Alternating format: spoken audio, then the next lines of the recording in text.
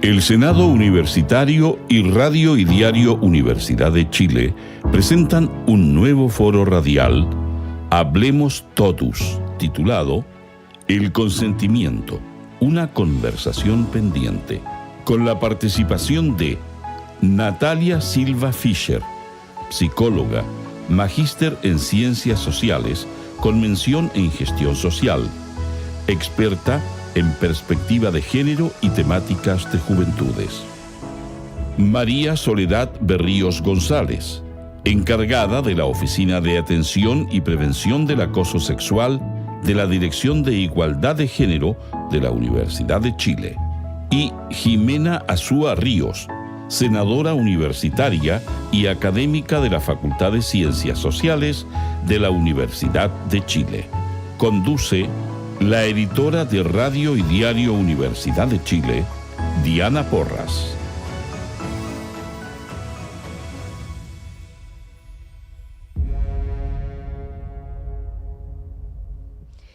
Bienvenidos, bienvenidas a este nuevo foro radial Hablemos Todos, el consentimiento, una conversación pendiente. Parte de este ciclo de foros del Senado Universitario, en conjunto, en colaboración con Radio Universidad de Chile. Por eso, además, estamos transmitiendo a través de YouTube de Radio Universidad de Chile y acá en nuestra sala máster, que está ubicada en las dependencias de nuestra emisora.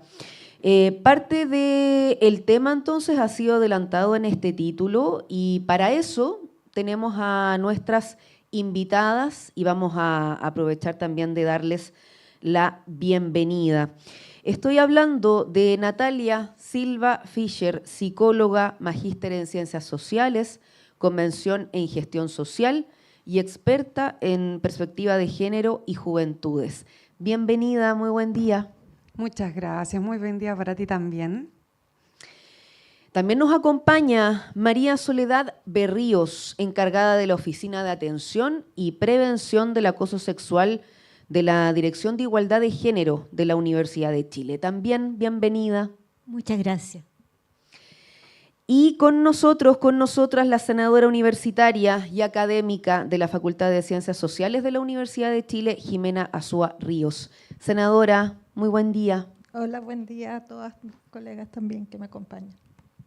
Bueno, lo comentaba al inicio, estamos transmitiendo en vivo a través de YouTube de Radio Universidad de Chile, pero además aprovechamos de saludar a quienes nos escucharán en la transmisión de esta tarde, como es habitual, donde se utiliza, se aprovecha este contenido en el programa que va todos los martes después de las 18 horas, el programa del Senado Universitario Educación en el Aire.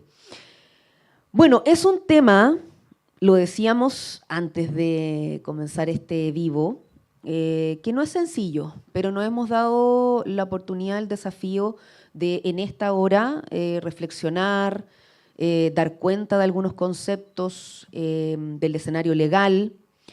Las acusaciones de abuso contra figuras como Manuel Monsalve y Jorge Valdivia han tenido, como era esperable, una gran connotación pública.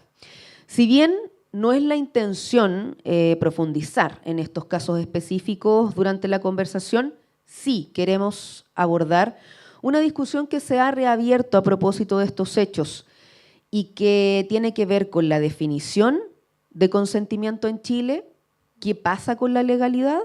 A su vez, este diálogo nos permitirá seguir reflexionando sobre temas que se cruzan de todas maneras, como es la educación sexual y la violencia de género. Con esta breve introducción, por supuesto, queremos aprovechar a nuestras invitadas, así que voy a comenzar de inmediato con una de las primeras consultas que tenemos acá preparadas. Expertas plantean que el consentimiento debe ser un proceso continuo, explícito, específico para cada acción, revocable, bueno, y entre otras características. Comienzo por Natalia. ¿Cómo se define este concepto? Y si es que puede profundizar en alguna de estas dimensiones que citaban en la pregunta, y bueno, y otros, obviamente. Sí, claro. Bueno, primero siempre me gusta puntualizar que el consentimiento en rigor, ¿cierto? Ese concepto no aplica solamente al consentimiento sexual, ¿no? Hay otros tipos de consentimiento, el consentimiento médico, ¿cierto? Y distintos consentimientos informados. El consentimiento, por lo tanto, en lo amplio de la palabra podría ser definido como una autorización, ¿no? Una autorización con las características que tú comentaste, ¿cierto? Que sea es un proceso, ¿cierto? Voluntario, y que en el caso del consentimiento sexual tiene que ver con consentir este acuerdo, ¿cierto? Del encuentro sexual, ¿no? Y consentirlo de una manera consciente, ¿cierto? En un estado mental que me permita efectivamente autorizar o no autorizar algo. ¿Sí? Y de las características que tú nombraste, en la que quisiera profundizar y que me llama mucho la atención es que el consentimiento puede ser revocable, ¿no? Uno se puede ya sea arrepentir, cambiar de opinión, ¿cierto? En este proceso que tú comentaste también, pueden ocurrir muchas cosas, ¿cierto? Y me gusta mucho un clip, un video donde se explica este consentimiento con una taza de té, Sí, ¿no? sí, Me también imagino lo que vi. lo han visto. Y ahí también, ¿cierto? Podemos llegar y querer tomar una taza de té, pucha, y en el camino en realidad decimos, no quiero té, ¿no? Por distintas razones. O el té que me ofreciste, yo quería té verde, no el que tú tenías, ¿cierto? O en realidad, de repente en el camino me dolió la guata, qué sé yo, cambié de opinión. Entonces, en el mundo muchos consentimientos, muchas cosas, muchos contratos legales son revocables. Entonces, ¿por qué esto no? Y ahí planteo esa pregunta también. ¿Por qué el consentimiento sexual podría no ser revocable? Senadora Jimena Azúa, podemos pensar que en el tiempo actual o en las distintas temáticas que abordamos como sociedad, podría entenderse que el consentimiento sería de sentido común, pero por estos hechos que hemos mencionado y por tantos otros, y que seguramente los vamos a ir abordando dentro de las reflexiones y lo que compartimos hoy, es que no es una discusión zanjada y por lo mismo también estamos en este objetivo hoy.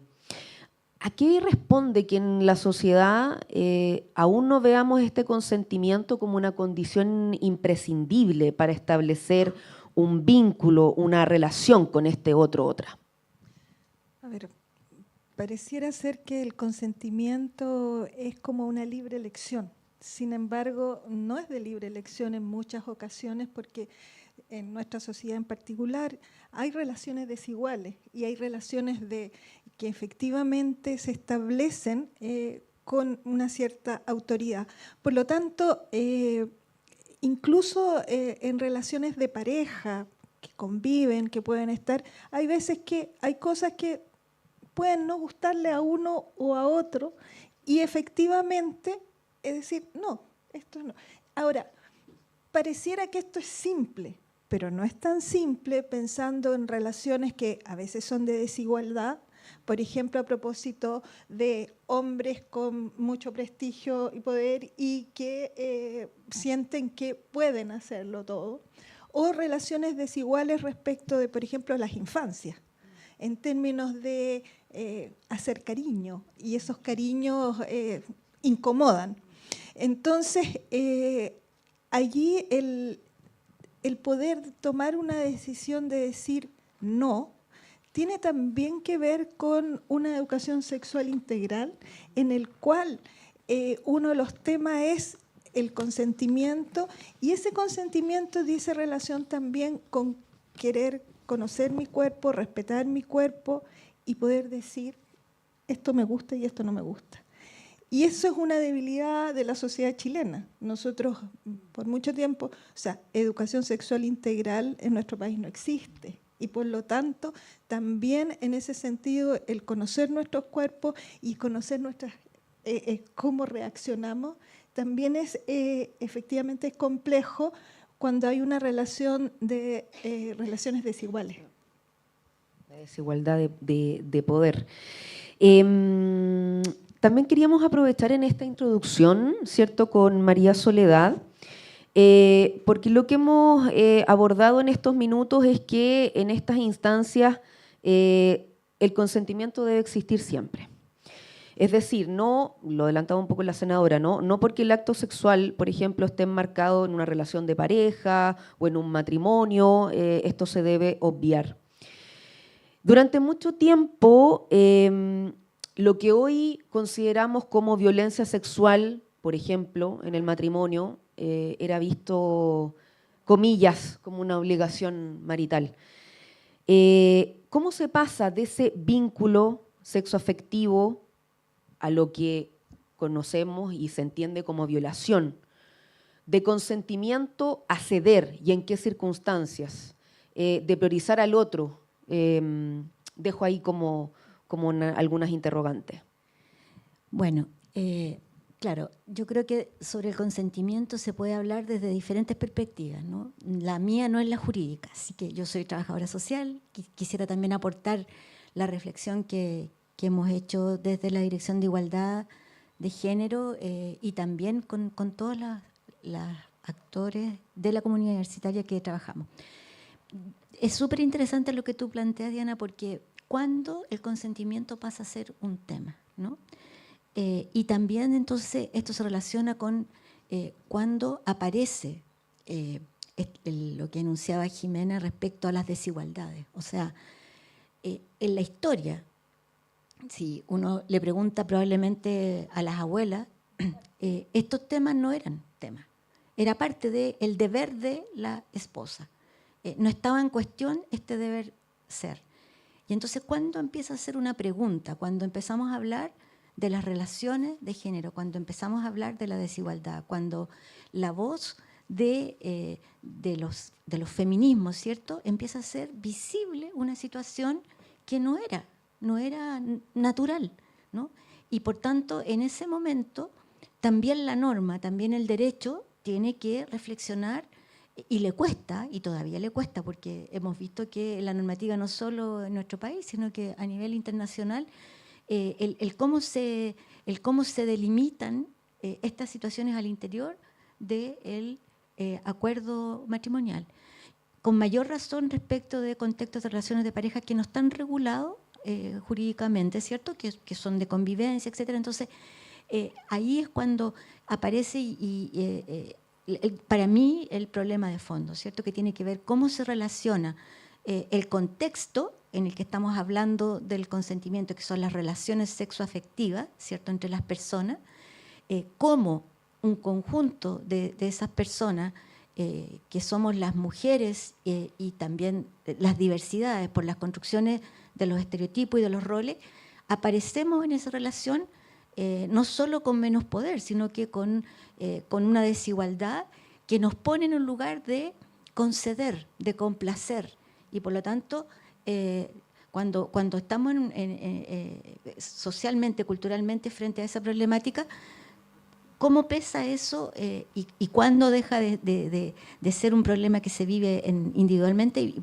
Y no quiero adelantarme, pero, por ejemplo, cómo fue de importante el Mayo Feminista del 2018 en este sentido, ¿no? De poner en el tapete, en la discusión de los días domingos a la hora de almuerzo, este tema, cuándo el consentimiento es importante para este tipo de relación. Bueno, queremos aprovechar de mencionar, porque bueno, a nivel de organizaciones, la Red Chilena contra la Violencia hacia las Mujeres, bueno, de hecho trabaja constantemente en estudios, algunos de ellos, además los lanzamos acá en Sala Máster de Radio Universidad de Chile anualmente. Y en 2023 la red registró 51 agresiones sexuales al día. El 86% de las víctimas fueron mujeres y niñas, y el 95% de los agresores, hombres. ¿Por qué los hombres suelen ser los victimarios en este caso? Natalia, apuntemos quizás en este ámbito, pensando en los números y que, bueno, detrás de los números hay historias, hay personas, hay mujeres, hay niñas y todos los entornos que eso significa. Sí, bueno, tomándome un poco también de lo que acaban de conversar, hay culturalmente, ¿cierto? Hay una base que a nosotros nos gusta mucho, a la organización donde yo participo, nos gusta mucho comentar que es la violencia simbólica. La violencia simbólica está a la base de una cultura que valida estas desigualdades de poder, que valida las jerarquías, que valida estas diferencias, ¿cierto? Estas discriminaciones, donde se pone a una persona por sobre otra. En este caso, históricamente, el hombre, ¿cierto? Visto desde una visión muy binaria, ¿no? Hombre-mujer, no hay otro tipo de identidades de género, ¿cierto? Desde esta mirada binaria, el hombre es quien ha ostentado el poder, ¿cierto? Porque estereotípicamente se le han dado roles de género, ¿cierto? Que son más valiosos, son más validados por la sociedad. El mejor ejemplo, ¿cierto?, es el trabajo, ¿cierto? El trabajo en la casa, ¿cierto? El trabajo doméstico, las labores de cuidado no son remuneradas, ¿cierto? No son socialmente pagadas. En cambio, el trabajo, ¿cierto?, remunerado es el que hace normalmente o ha hecho históricamente el hombre fuera, ¿cierto?, del hogar, en un espacio, en un ámbito público. Y la mujer se queda en la casa en este ámbito privado, ¿cierto? Donde la ropa sucia se lava en casa. Y en esta desigualdad de poder, en esta diferencia, ¿cierto? Donde lo del hombre es más importante, lo del hombre es público, ocurren, ¿cierto?, situaciones de violencia cuando, entre otras cosas, las mujeres, ¿cierto?, no cumplen ciertas expectativas. No cumplen estos roles, estos estereotipos que se nos ha impuesto.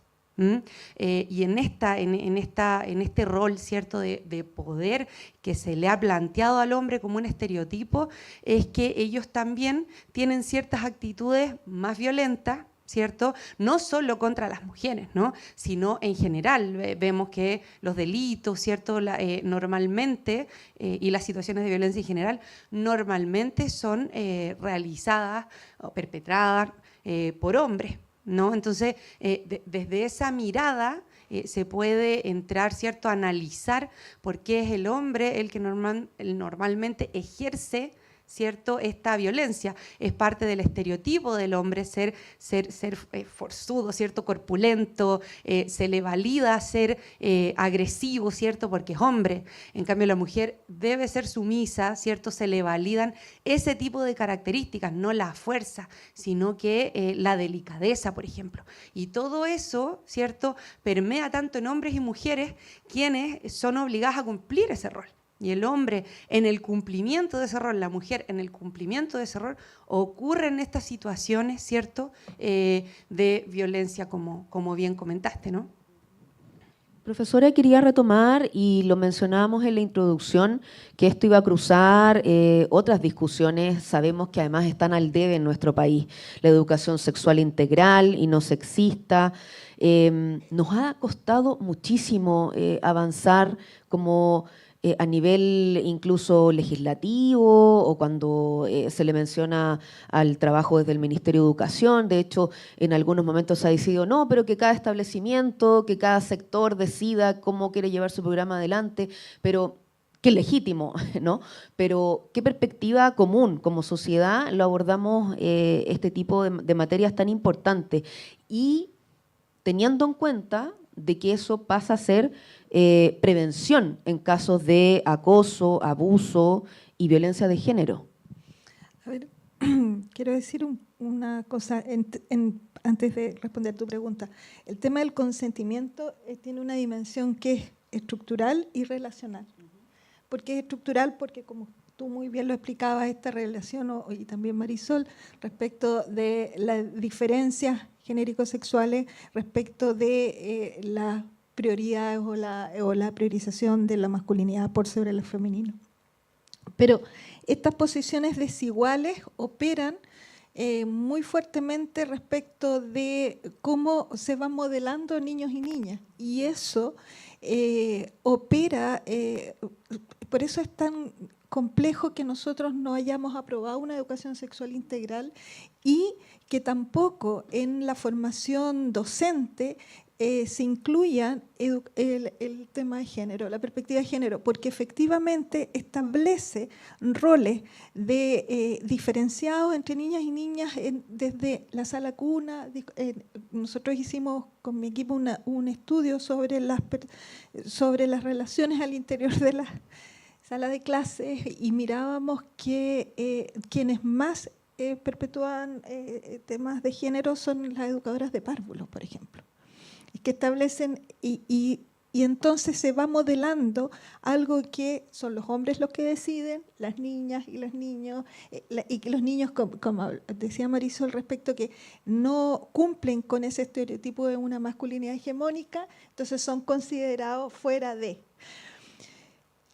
Entonces, cuando se instala que el consentimiento tiene que ver con una cosa entre pareja o es algo privado, efectivamente ahí hay un error porque los roles no son iguales, son relaciones desiguales y esas relaciones desiguales van operando en términos de una masculinidad que siente que es poderosa y que puede ser, y que cuando no lo es, efectivamente es sancionado por ciertos conceptos. Entonces, los ejemplos que tú dabas respecto de hombres públicos que son validados como hombres que tienen poder en el área de la política o que tienen popularidad porque son buenos deportistas, sienten de alguna manera, han sido de alguna manera formados en eso de que yo puedo hacer esto porque yo tengo ese poder. Y ahí es donde es clave el cómo pensar respecto más allá de cuestiones religiosas, en fin, una serie que es legítimo las que las familias tengan, sino que establecer un acuerdo común respecto de el cómo educamos a nuestros niños y niñas. Tengo el dato acá de que la violación se encuentra regulada en el artículo 361 del Código Penal, que sostiene, comillas, comete violación el que accede carnalmente por vía vaginal, anal o bucal a una persona mayor de 14 años cuando se usa la fuerza o intimidación, la víctima se halla privada de sentido o cuando se aprovecha su incapacidad para oponerse o cuando se abusa de la enajenación o trastorno mental de la víctima. La palabra consentimiento no se menciona ni se define en la legislación que refiere a este delito. Es cierto que a veces los caminos van por separado, se pueden ir avanzando tanto en lo legal como en lo cultural, o a veces se hacen cambios legales, pero no necesariamente se ven reflejados en cambios culturales. Pero, María Soledad, ¿cómo observas en este enunciado, ¿cierto?, que en el ámbito legal, pero que se podría modificar una norma en tal sentido y abordar entonces o no, si es que eso ayudaría o no, a abordar de mejor manera este tipo de casos? Yo creo que es súper complejo responder esa pregunta, ¿cierto? Porque mirando las experiencias que también han ocurrido en otros países, uno tendería a pensar que efectivamente el incorporar en la norma con mayor precisión las condiciones en que se producen estas situaciones de violencia sexual, ¿verdad? Es una forma efectivamente de poner límite a la violencia sexual desde el punto de vista jurídico. Y a mí me parece que todo lo que tienda a la protección y a la reparación y a la investigación, ¿cierto?, y a la sanción de estas conductas es muy importante. Al mismo tiempo, creo que es fundamental que como sociedades entendamos que no solo la norma es suficiente, requerimos, respecto, por ejemplo, de lo que nos comentaba Jimena, ¿cómo prevenimos? ¿Cómo llegamos antes de que ocurra la situación y de que tenga que operar la norma? ¿Cierto? Porque ahí yo creo que es donde está el gran trabajo. Llevado a otros planos, uno pudiera pensar, mira, podemos tener sanciones, normas jurídicas para sancionar todo tipo de delitos. Estos son más graves porque involucran a las personas, ¿verdad? Y eso significa cambios culturales en nuestra sociedad, o sea, garantizan los cambios culturales, y ahí es la conjunción, ¿cierto?, de cómo operan estos dos elementos. Y a mí me parece que si si logramos mirar de que esto está súper vinculado a la educación temprana, a la conversación en las comunidades, a no disfrazar estos temas así porque corresponde a una ideología de género, sino que a ver cuál es el bien que se está protegiendo, ¿no? El derecho que se está protegiendo. Y en función de eso, cómo iniciamos estos caminos formativos, educativos, desde la infancia más temprana. Y lo que decía Jimena, o sea, para quienes trabajamos en estos temas, incluso podemos comentar después, pero hasta en nuestra propia comunidad universitaria, cómo requerimos de conversar estas realidades para entender, ¿no? Para poder actuar de la manera en que cada uno puede aportar. Quienes están en la prevención, quienes están en la formación de profesionales, quienes están, por ejemplo, en el ámbito de la extensión, de la actividad comunitaria en la universidad, en los medios. O sea, yo creo que es tan importante lo que ustedes hacen desde este programa del Senado, pero como radio, respecto de informar y de cómo se tratan estas temáticas. O sea, de verdad que hemos visto en los días pasados, pucha, qué terrible constatar cómo algunos medios de comunicación abordan esta temática sin educar.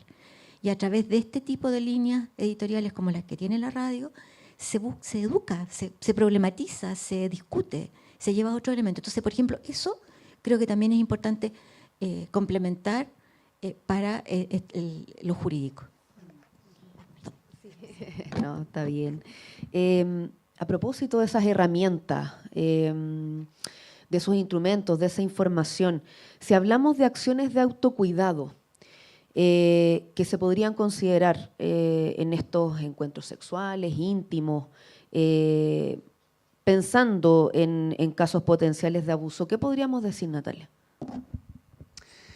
A mí me gusta mucho hablar de autocuidado y cuidado también, porque al ser vínculos, ¿cierto?, que pueden ser con una o más personas, ¿cierto?, al haber un vínculo afectivo, no, ¿cierto?, puede haber un vínculo sexual, el cuidarme a mí misma, a mí mismo, es cuidar a la otra persona, ¿cierto? Entonces, el autocuidado tiene mucho que ver con lo que le ocurre a la otra persona también, ¿no? Siento yo que al ser, es cierto, una relación, que con relación no me refiero a afectividad, ¿no? Al ser un intercambio sexual, requiere, ¿cierto?, mi cuidado, y eso también se refleja como un autocuidado para la persona, las personas que están conmigo, ¿no? Desde usar preservativo hasta estar atento o atenta a lo que le genera placer a la otra persona y lo que no, ¿cierto? Tiene que ver con mi cuidado y con mi autocuidado. Y también creo que parte del autocuidado es el educarse también, lo que comentaban, el leer información basada en evidencias, no quedarnos solamente, ¿cierto?, con lo que vemos en las redes sociales, porque efectivamente dentro de nuestra cultura no se nos enseña de sexoafectividad, de práctica sexual segura, ¿cierto? No se nos enseña a vincularnos con nuestras personas, y eso es parte de lo que incluye la educación no sexista, ¿no? El poder identificarnos a nosotros como personas que nos vinculamos con otras también, y para eso también autoconocernos, identificarnos y ver de qué manera queremos vincularnos con otras, con otros, con otros. Entonces, todo eso, ¿cierto?, conlleva acciones de cuidado y autocuidado que van más allá que, por ejemplo, la acción de hacer ejercicio, ¿no? Que la palabra autocuidado como que se ha popularizado desde una buena alimentación, ¿cierto?, hacer ejercicio, entrenar, ¿cierto? Esas son como acciones de autocuidado, pero a nivel vincular, esas acciones tienen que ver mucho con cómo yo cuido también a la otra persona, cómo yo detecto lo que desea, ¿cierto? Cómo yo me cuido a mí y a la otra persona de infecciones de transmisión sexual, por ejemplo, ¿no? Cómo yo sé, ¿cierto?, que voy acá a dar un ejemplo, si tomo alcohol o si me vinculo sexualmente, ¿cierto?, luego de haber consumido bebidas alcohólicas, puedo dejar, ¿cierto?, de darme cuenta de lo que la otra persona quiere, por ejemplo, ¿cierto? Y con eso me cuido y la cuido o lo cuido o le cuido, ¿cierto? Hablo mucho como desde un hombre hacia una mujer, porque así es como se dan mayormente, ¿cierto?, las situaciones de violación, ¿cierto? Cuando yo paso a llevar el consentimiento de otra persona, normalmente ocurre desde el hombre hacia la mujer. Y se nos ha preguntado mucho también cómo se cuida él también, qué hago, ¿no? ¿Que tengo que llevar un contrato? Me han preguntado a mí, ¿cierto?, para hacer firmar a la otra persona.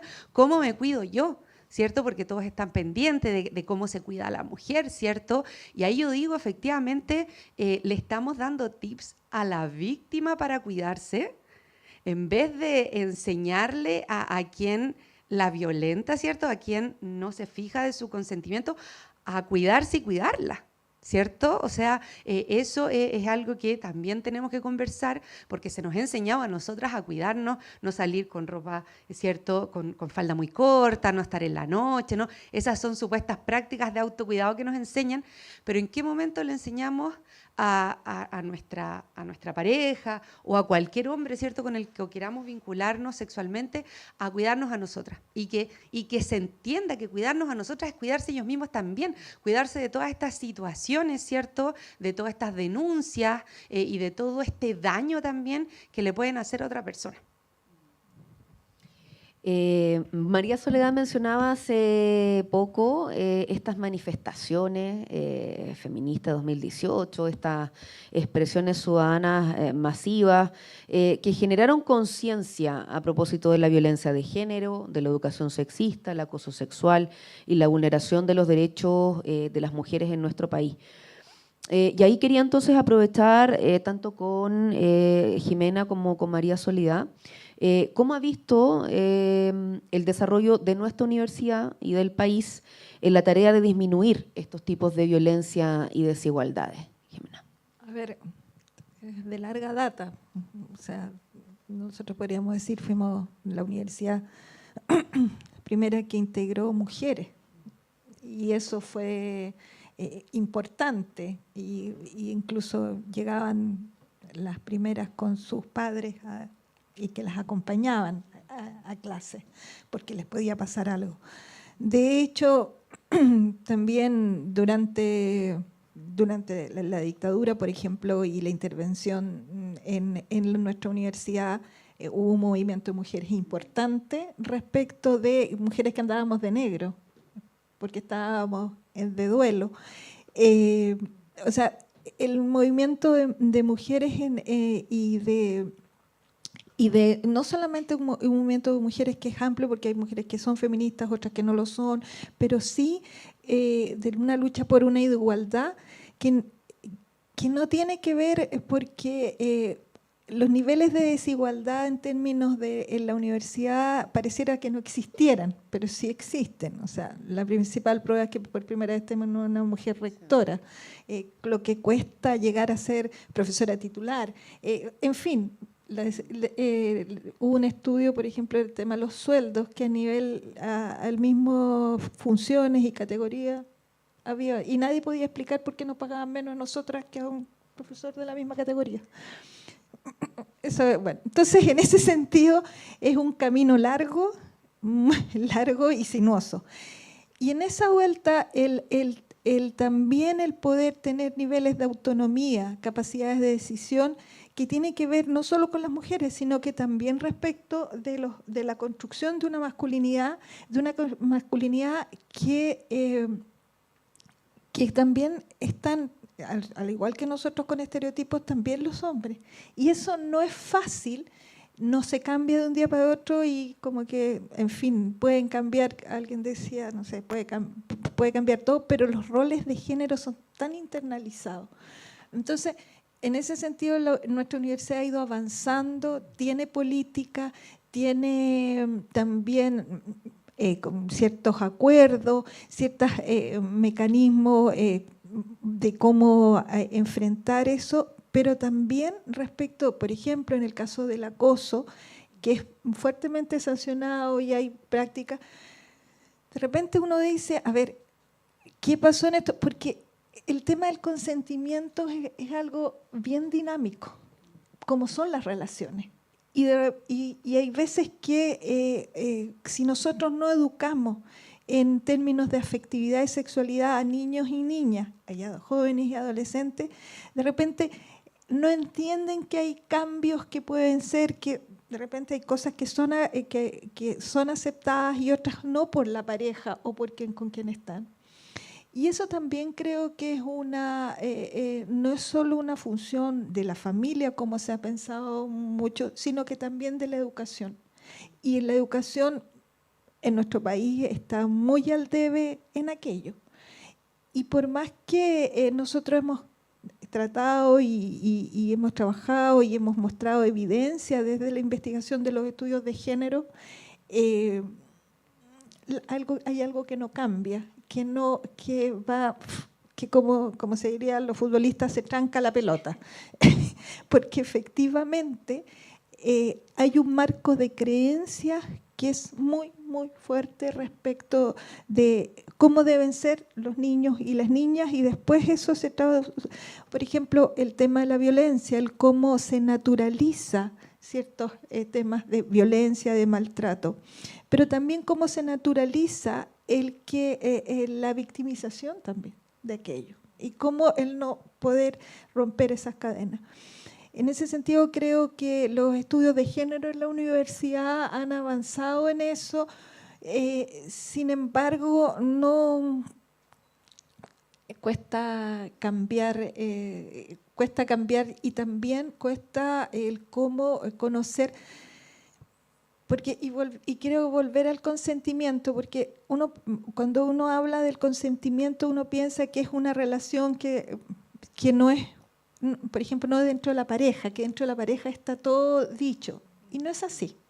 Entonces, si son en niveles de tanta intimidad, cuesta también pensarlo más desde el diseño de política o de práctica. María Soledad. Bueno, nosotras yo creo que podemos dar cuenta de bastantes logros que son significativos y al mismo tiempo nos plantean más desafíos.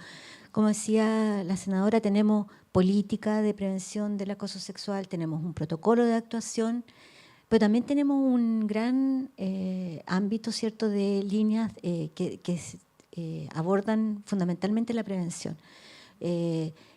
Yo quisiera comentar, por ejemplo, nosotros realizamos 2 cursos de formación general y uno de ellos es sobre la construcción de masculinidades alternativas, que ya llevamos 2 años que se está impartiendo, y es muy interesante cómo se aborda desde los propios estudiantes el tema de la socialización en una cultura que también los pone en este lugar del cual nos hablaba Natalia, ¿no? De rendir, y sobre todo en el contexto de la vivencia de la sexualidad, de demostrar un rendimiento de lo que se espera. Bueno, ahí hay un ámbito que en nuestra opinión, en esto que planteamos de las conversaciones que necesitamos dar en la comunidad, que nosotros queremos profundizar y hemos empezado a desarrollar en las actividades de difusión, de sensibilización. Tenemos una actividad que se llama el tendedero del consentimiento, por ejemplo, donde los y las estudiantes responden a la pregunta ¿qué es el consentimiento para ti? Y es re interesante recoger que allí lo que se plantea, por ejemplo, es sentirme respetada, respetado, es que me pregunten, es que me consideren. O sea, todo habla de una dinámica en la que, por un lado, la vivencia y la sexualidad también encuentre un marco, ¿no? O sea, que no sea el miedo a vivir la sexualidad, sino que a cómo enfrentamos la vivencia de la sexualidad de una manera plena, sana y, como nos decía Natalia, cuidadosa. Eso para nosotros es una línea que es muy, muy, muy importante desarrollar, y que nuestras unidades locales de género en cada una de las facultades también lo desarrollan. O sea, como avance también tenemos institucionalidad en las facultades que nos abre camino en este sentido. También en los currículums, ¿no? O sea, ustedes saben que nuestro modelo educativo incorporó el principio de igualdad y no discriminación, y a propósito de eso, bueno, toda la discusión que sea en el ámbito académico de cómo incorporamos estas temáticas, no propiamente hablando del consentimiento, pero sí hablando, por ejemplo, de la igualdad en las relaciones, y eso en la formación es súper relevante. Recién realizamos a propósito del 25 de noviembre, un concurso de reels con los estudiantes que estuvo súper bonito. Llegaron alrededor de 30 y tantos reels al concurso y varios de ellos eran sobre el tema del consentimiento, que eran pequeños videitos que los estudiantes hacían. Entonces, quiere decir que nos queda un gran camino, pero tenemos un contexto institucional, tenemos una política que como comunidad nos da, ¿cierto?, nos orienta. Tenemos un protocolo de actuación cuando ya desgraciadamente el problema ha ocurrido, pero tenemos un conjunto de acciones preventivas que nos ayudan a abordar más integralmente el problema. Nos quedan los últimos minutos del programa de hoy, de este foro, y quiero entregar la palabra a cada una suerte de cierre, si es que les parece importante reforzar alguno de los conceptos, alguna de las reflexiones que hemos comentado en la jornada de hoy, o a lo mejor complementar con otros que han quedado fuera y que sería importante, aunque sean breve, pero dejarlos ahí puestos sobre la mesa. Natalia. Sí, a mí me gustaría, bueno, también yo creo que hemos todas, ¿cierto?, hecho una conversación bien redondita, ¿no? Pero sobre eso me gustaría mucho recalcar un concepto que es como la cultura de la violación, ¿no? Y que es un concepto que se acuña por todos estos mitos que existen culturalmente, ¿cierto? Y que por lo tanto validan esta falta de consentimiento, ¿no? Por mitos como ella sabía lo que iba, para qué se vistió así, ¿cierto? Para qué tomó alcohol, ¿cierto? ¿Para qué se expuso? Hay una tremenda cantidad de mitos que incluso a una le salen de repente, ¿cierto?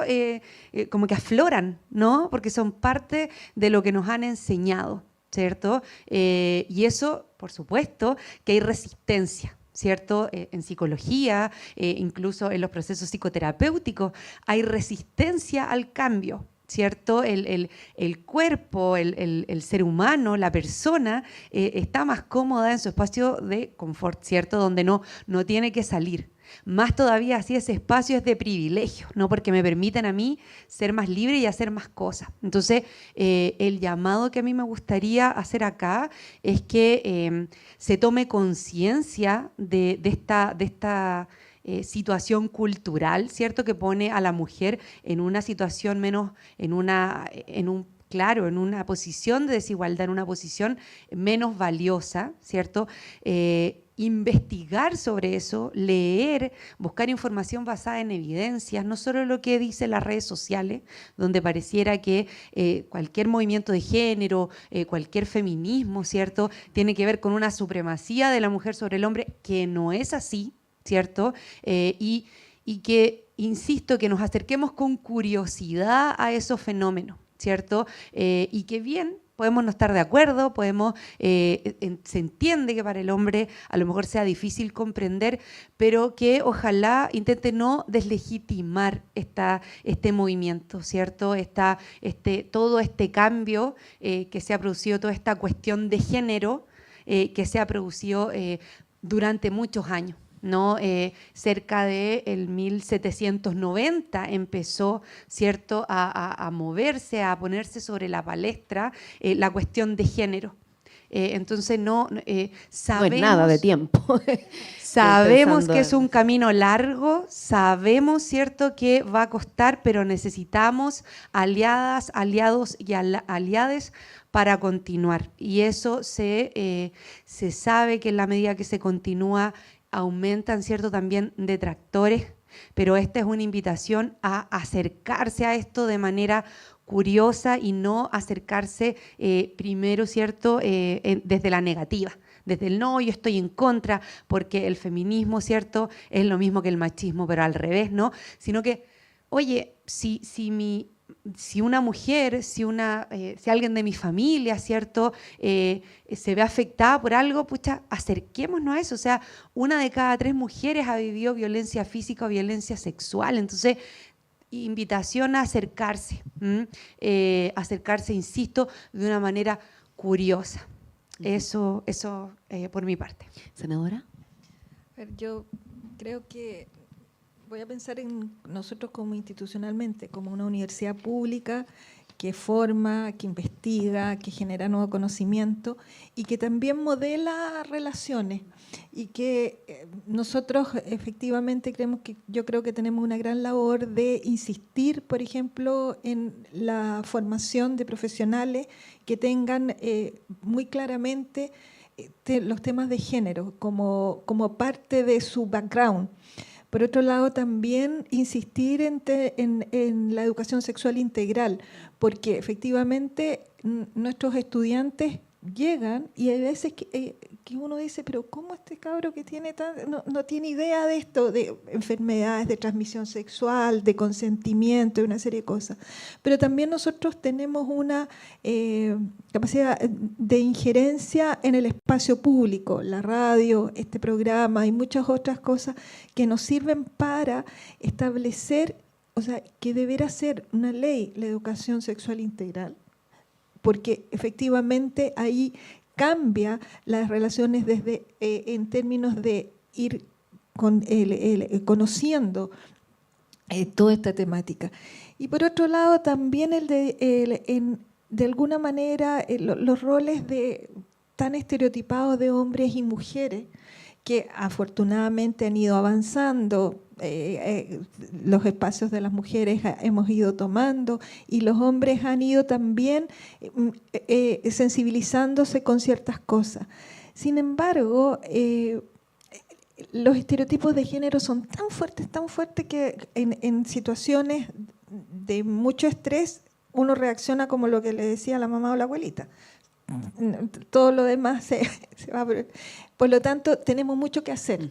Y tenemos mucho que hacer, y eso es también, y lo que decía Marisol, tiene que ver con una función de la universidad pública respecto de construir una sociedad más justa, más equitativa, más inclusiva, en donde todos podamos ser como queremos ser. Nos quedan los últimos 4 minutos, para además cumplir ahí con los tiempos que nos hemos propuesto. María Soledad. Bueno, yo estoy totalmente de acuerdo con lo que han dicho mis compañeras. Yo solamente, si hago la reflexión, yo invitaría a conversar a nuestra comunidad, a nuestro país, a nuestra familia. Conversemos sobre el tema del consentimiento, no desde el caso en particular que nos muestra el medio de comunicación, sino que también desde nuestra propia experiencia. Yo pienso en lo que nosotros hacemos en la Universidad de Chile y perdonen la autorreferencia, pero creo que tenemos un espacio que es muy nutritivo en ese sentido. Creo que la conversación en la comunidad universitaria entre los estudiantes, las y las estudiantes, quienes formamos parte de la comunidad funcionaria, quienes son parte de la comunidad académica, conversemos de estos temas para darnos un contexto, ¿cierto? Para darnos, sobre todo, elementos para actuar preventivamente, antes de que ocurra. Y creo que el papel allí de la educación sexual integral, que tiene que ser un contexto, pero nosotros también lo podemos abordar desde lo que es la formación, desde lo que es la labor de las distintas unidades que estamos vinculadas al quehacer estudiantil. Creo que tenemos que seguir profundizando en estos diálogos. Creo que tenemos que seguir, por ejemplo, abriendo líneas como los cursos de formación general con contenidos que problematicen estos temas. En la universidad también hay una línea socioeducativa para trabajar con los estudiantes que hayan tenido estas conductas y quieran problematizar, porque también aquí estamos hablando de un cambio cultural de fondo, y el cambio cultural no viene solo a través de la sanción normativa. O sea, es cómo contribuimos a generar también marcos comprensivos que problematicen nuestras conductas. Y entonces la invitación es sobre todo eso, a conversar. Un gusto tenerlas en esta transmisión que además ha estado en vivo a través de YouTube de Radio Universidad de Chile. Natalia Silva Fischer, psicóloga, magíster en Ciencias Sociales, convención en Gestión Social y experta en perspectiva de género y juventudes. Gracias. También a María Soledad Berríos, encargada de la Oficina de Atención y Prevención del Acoso Sexual de la Dirección de Igualdad de Género de la Universidad de Chile. Y a Jimena Súa Ríos, senadora universitaria y académica de la Facultad de Ciencias Sociales de la Universidad de Chile. Senadora, como siempre, muchas gracias. Cerramos este foro radial Hablemos todos, el consentimiento, una conversación pendiente, abordándolo entonces desde la reflexión, desde las herramientas, desde mirarnos, salir un poco de las caricaturas. Así que agradeciendo también al equipo acá de la Sala Máster, Ricardo Ramírez, Alexis Gaete con la transmisión y toda la labor del equipo de comunicaciones del Senado Universitario. Nos reencontramos pronto, cerramos esta transmisión en vivo y también saludamos a quienes luego escuchen la retransmisión en el programa Educación en el Aire. Muy buenos días. Buenas tardes, digo, actualizando. Que estén bien.